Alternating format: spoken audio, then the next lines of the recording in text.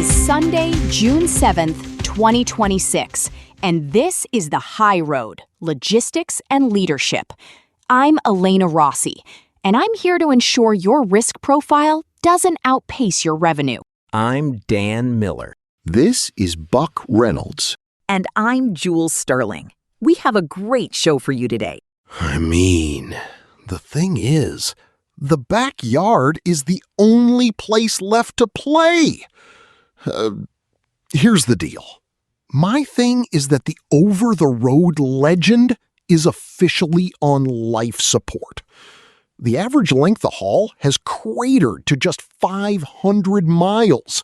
That's a 21% drop since 2024. Look, that's not just a trend. It's a full-on market correction. And the thing is, 11% of that drop happened in just the last 12 months.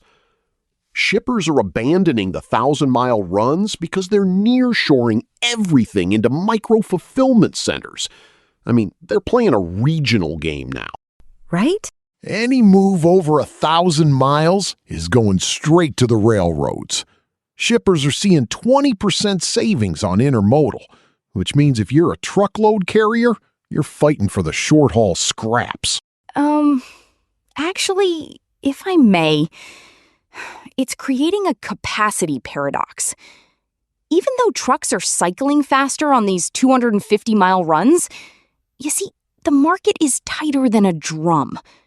Tender rejections are screaming past 17% according to FreightWaves, because the regional networks just aren't built for this kind of density. Well, okay, but isn't that sort of better for the drivers? My retail accounts are telling me retention is up because their drivers are actually getting home for dinner, right? It builds that relationship reliability that you just can't get from a transcontinental sleeper cab. Look, Jules, I'm a relationship guy, but look at the scoreboard in the Southwest. Carriers are exiting the market at a record pace, even as the Mexican moment hits high gear. Oh, it's more than a moment. It's a realignment. Mexico officially hit a record 16.3% share of all U.S. goods trade in Q1. And Uber Freight's latest bulletin says the peak season started in May, weeks early. In May? Whoa! May! Spot rates are already running above contract levels, and route guide compliance has dropped to 86% because carriers are literally ditching their regular clients to chase the spot gold in Laredo. Produce volumes, citrus, nuts, the whole works are up 36% year over year. And my shippers are sort of, well, they're vibrating with concern. Actually, that's where the indemnity side gets messy. CargoNet is seeing a 60% surge in theft losses because of this volume concentration. If you push that much freight through a single corridor, you're basically hanging a steal me sign on the whole network. Here's the play. Mexico's national GDP actually contracted 0.6% in Q1, but their trucking sector grew 1.8%. It's totally decoupled. It's a pure export engine right now. Right. And that's why Uber Freight is predicting a 520 basis point climb in LTL rates by the end of the year. It's a seller's market for anyone with a trailer near the border. I mean, the carrier exits are accelerating too. And the total capacity in that corridor is basically a vacuum right now. Now it's time for the week ahead, our Sunday segment where we map out the chess moves for June 8th through the 14th. Look, the biggest move on the board is FedEx Freight, ticker FDXF. Next week is the first full, uninterrupted trading week for FDXF as a standalone, pure-play LTL carrier after the spin-off. My guys are watching that one closely. Everyone is. Historically, FedEx was a volume leader. But as an independent company answerable to its own shareholders, the market is betting they pivot toward a yield-first model. If their multiple starts trading like Old Dominion, It signals a permanent LTL capacity crunch. I suppose. Actually, that FDXF premium is going to be the most watched metric in the industry. Second move, Wednesday, June 10th. The EIA Petroleum Status Report. Last week saw a 17 million barrel draw. If we see another big hit, diesel surcharges are going to spike just as we hit the Q3 peak ramp. Fuel volatility is the #1 margin killer for my regional accounts right now. Right. And that's going to hit the P&Ls right when my clients are trying to front load for the holidays. And my personal watch list pick, Friday, June 12th. The FedEx Freight Index, May data. We're looking for shipments to finally cross into year-over-year positive territory. If it does, the buyer's market is officially dead. The week ahead. That's a wrap. Well, actually, speaking of world-class engineering and chess moves, we should mention the man behind our own stack. Right. Strategic logistics requires world-class engineering. And this show is powered by the stack developed by Eric Christensen at Neural Network Media. Support the architect behind the code. Visit our Patreon at patreon.com/Neural Network Media for a free trial and access to our daily briefing PDF. You're gonna need that briefing because the Agentic AI revolution is moving even faster than the diesel surcharges. Dan, you were looking at the Project 44 launch, right?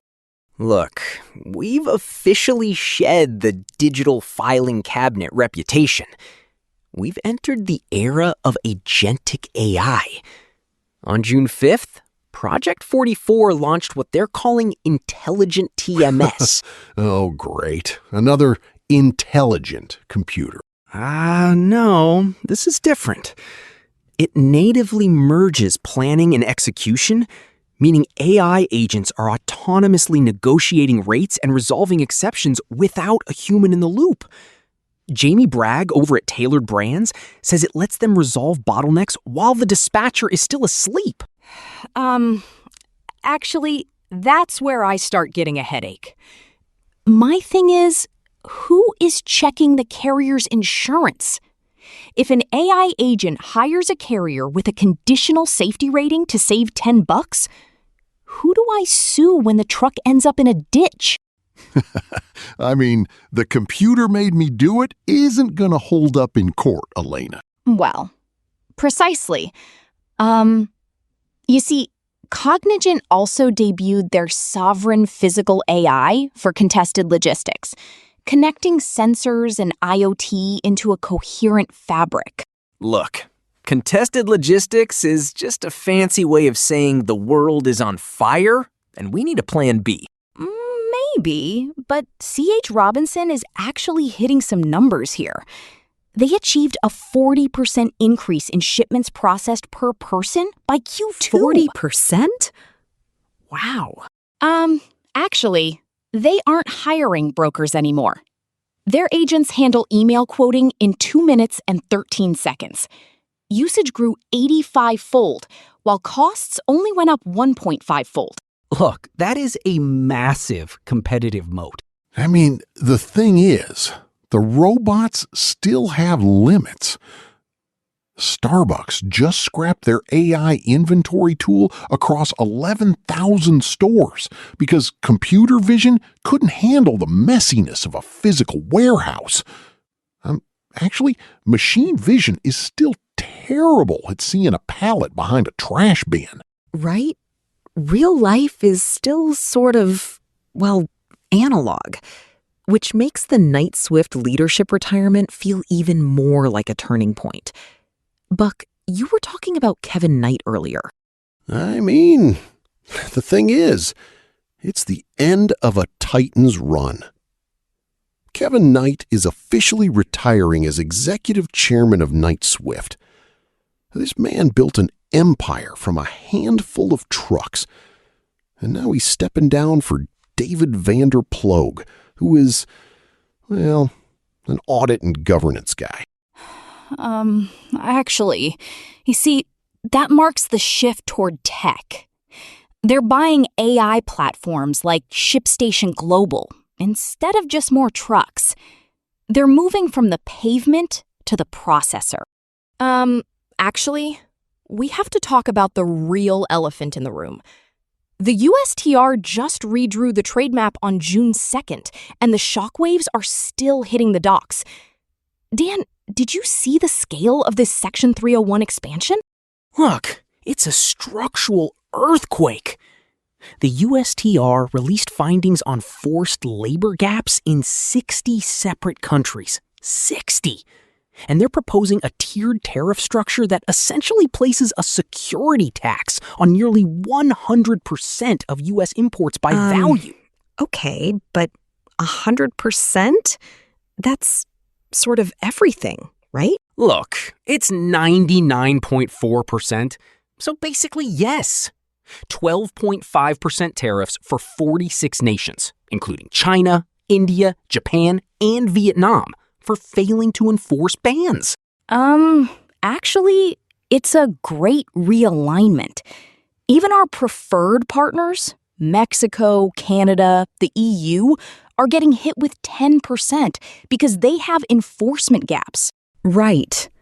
And my clients are modeling a baseline 10 to 12% increase in landed costs.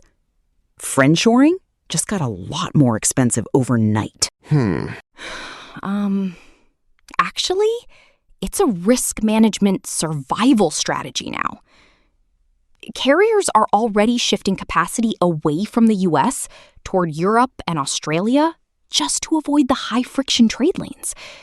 You see, if you're an importer, you're paying a security tax just to exist in this market. Look, that's why my shippers are obsessing over the first and last 50 feet. If the government takes 12% at the border, you have to find that 12% in the yard, which is why Outrider just grabbed another $73 million for their autonomous yard tractors. Oh, great. So we replace the driver with a robot and hope the robot doesn't get a tariff bill too. Here's the play. It's about safety-certified production units. Outrider has an industry-first safety system for driverless yard operations that can detect things manual spotters miss. Actually, that's where the liability paradox hits its final form. If an autonomous tractor moves a trailer that hasn't been properly inspected for customs compliance under this new executive order, and the penalties are 50% minimum for noncompliance, who is at fault? Right? Is it the robot's programmer or the dock manager? Precisely. My thing is, you're handing a robotic arm a trailer full of forced labor risk and praying the algorithm caught the paperwork error. Actually, the industry is shifting from cost efficiency to security-first logistics because we have no other choice. The thing is, the robots can't smell a counterfeit seal or hear a fraudulent broker on the phone. Cargo theft is up 60%, and we're automating the yard? It feels like we're opening the door for the hackers while we lock out the drivers. Look, the math says otherwise. Robinson is processing 40% more freight per person. You either build the AI moat or you drown in it. I suppose. But actually, if you lose the human handshake, you lose the integrity that makes this industry move. Computer code doesn't have a conscience. Well, okay, but it also doesn't get stuck in traffic or have hours of service violations. It's sort of the success tax Buck always talks about. Exactly. We're taxing everything.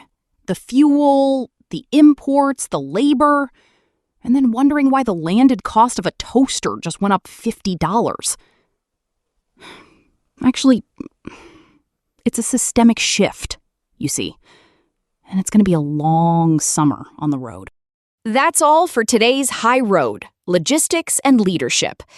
We've covered a lot, from the regionalization of our highways to the agentic revolution in our TMS stacks, and the massive tariff realignment that's changing the cost of everything.